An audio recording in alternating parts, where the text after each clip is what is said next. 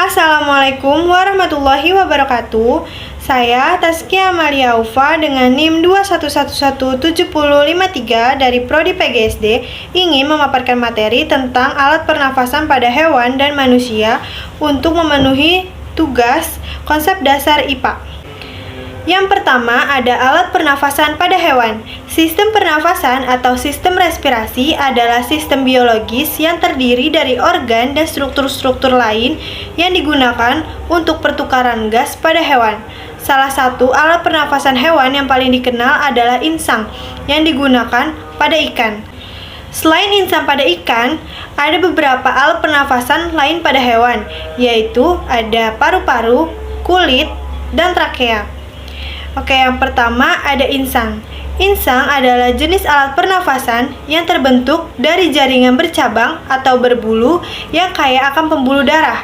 Insang ditemukan pada hewan air dan amfibi. Insang biasanya berada di dalam rongga yang memiliki kemampuan mengambil oksigen dari dalam air dan melepaskan karbon dioksida. Cara kerja insang adalah saat air masuk melalui mulut, maka tutup insang akan menutup. Air yang masuk pun akan disaring oleh insang. Oksigen yang ada pada air akan diserap dan karbon dioksida akan dilepaskan.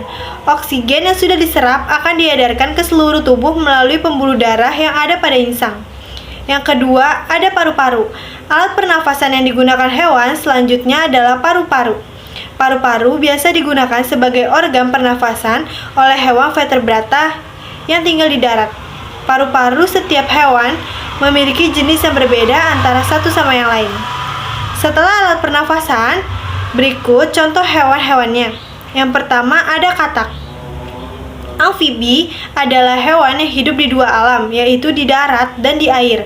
Amfibi memiliki alat pernafasan berupa paru-paru. Salah satu hewan amfibi adalah katak. Alat pernafasan katak adalah paru-paru dan kulit. Yang kedua, ada ikan.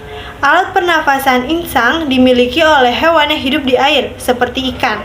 Ikan yang hidup di air tawar, air laut, maupun hidup di payau, semua bernafas menggunakan insang. Insang terletak pada bagian belakang kepala ikan. Insang terdiri atas lembaran-lembaran insang yang lekung. Lembaran-lembaran insang tersebut berwarna merah karena mengandung pembuluh darah. Nah, yang selanjutnya ada alat pernafasan pada manusia. Menurut Sumarjo, sistem respirasi atau sistem pernafasan merupakan organisasi organ yang berfungsi untuk bernafas. Hubungan kerja sistem ini mencangkup hidung, tenggorokan, cabang batang tenggorokan, dan paru-paru. Saluran pernafasan adalah tabung atau pipa yang mengangkut udara dari atmosfer ke kantung udara atau alveolus pada organ paru-paru. Saluran dan organ pernafasan meliputi hidung, laring atau pangkal tenggorokan, trakea atau batang tenggorokan, bronkus atau cabang batang tenggorokan, dan pulmo atau paru-paru. Dalam satu siklus pernafasan terjadi satu kali menghirup udara atau inspirasi dan satu kali proses penghembusan atau ekspirasi. Berikut ada 7 bagian organ pernafasan pada manusia dan fungsinya. Yang pertama ada rongga hidung. Rongga hidung memiliki selaput lendir dan bulu hidung. Bulu ini berfungsi untuk menyaring udara agar tidak ada kotoran yang masuk ke dalam sistem pernafasan. Sedangkan selaput lendir ini berfungsi untuk mengatur suhu dan kelembapan udara. Yang kedua ada laring. Laring terletak di persimpangan faring. Laring memiliki 2 pita suara yang berguna untuk memproduksi suara. Udara ini lewat melalui pita suara yang saling berhimpitan sehingga mengakibatkan timbulnya getaran. Yang ketiga ada trakea. Terletak di depan kerongkongan yang terdiri dari tulang-tulang rawan berbentuk seperti cincin. Istilah lain dari trakea adalah batang tenggorokan yang memiliki fungsi mengalirkan udara ke dalam paru-paru. Kemudian yang keempat ada bronkus. Bronkus adalah percabangan saluran udara dari trakea menuju bagian kanan dan kiri paru-paru.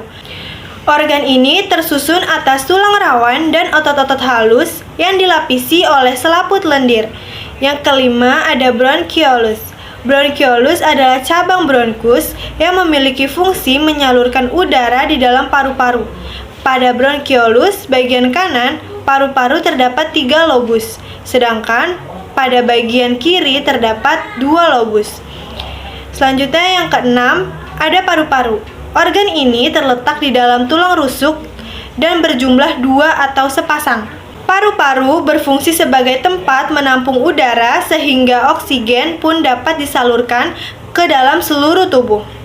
Yang ketujuh, ada alveolus.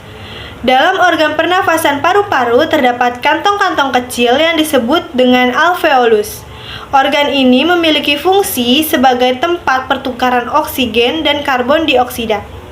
Nah, setelah kita mengetahui alat pernafasan pada manusia, kemudian ada juga masalah dan pengaruh pencemaran udara terhadap sistem pernafasan. Udara yang telah tercemar oleh partikel atau debu dari pabrik atau pertambangan dapat menimbulkan berbagai macam penyakit saluran pernafasan dengan tingkat gangguan yang berbeda-beda, mulai dari batuk, sesak nafas, peradangan, sampai terbentuknya tumor paru-paru. Gangguan pernafasan yang terjadi akibat pencemaran udara. Salah satu contoh gangguan pernafasan yang terjadi akibat pencemaran udara adalah asma. Asma yang disebabkan oleh saluran udara yang meradang, sempit, dan membengkak, dan menghasilkan lendir berlebihan sehingga sulit untuk bernafas. Baik, sekian pemaparan materi dari saya. Kurang lebihnya mohon maaf. Wassalamualaikum warahmatullahi wabarakatuh. Bye-bye.